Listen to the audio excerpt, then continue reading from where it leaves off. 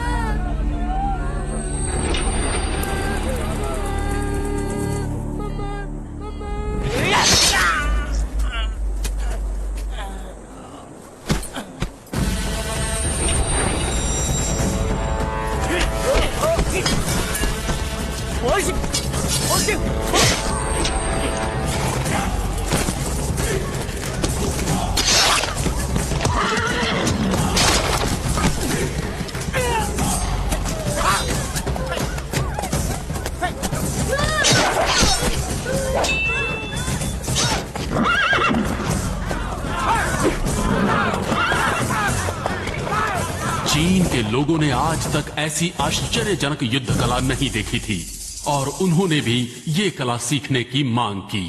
巴姆，请你教我们武术，我们也是要学。谢谢，谢谢。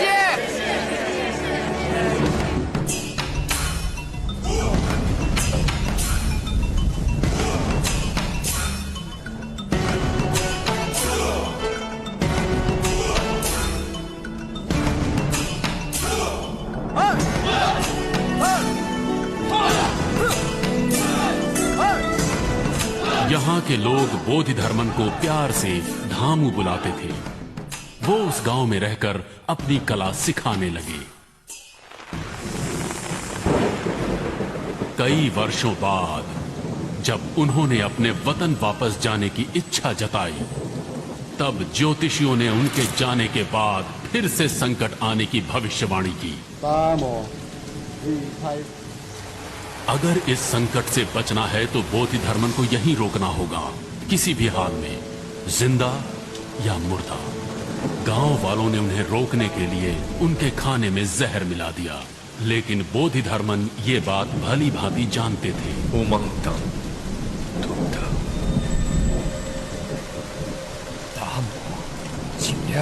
गांव वालों ने मांग की कि बोधिधर्मन के शरीर को उनके गांव में दफनाया जाए तो उनका देश बीमारियों और तमाम संकटों से मुक्त हो जाएगा। उनकी इस मांग को बोधिधर्मन ने स्वीकार कर लिया।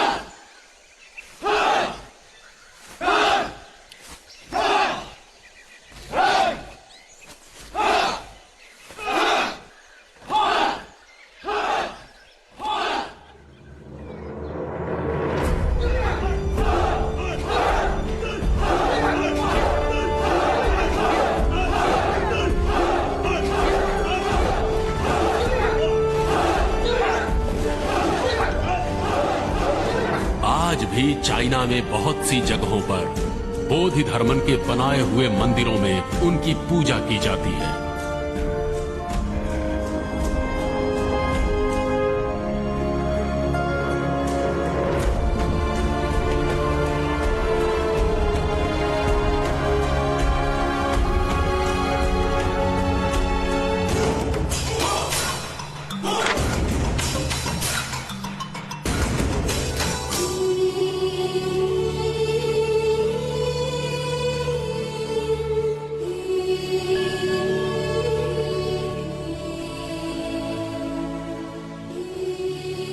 चाइना, जापान, थाईलैंड और कई देशों में मंदिर बनाकर एक भारतीय को पूजा जाता है, लेकिन हम में से कितने लोग इन्हें जानते हैं? मैंने तो नहीं सुना। बोधिधर्मन, ये नाम भी नहीं सुना। कभी सुना नहीं। सॉरी, नहीं जानती हूँ। No idea. Oh, Damu, yeah, I know him. Kung Fu master, right? I love him. Yes, I know Bodhidharman. He's son of king in South India. नहीं पता। I know Damu master. He come from India. Bodhidharman, ये नाम ही मैं पहली बार सुन रही हूँ। Sorry, मुझे नहीं मालूम।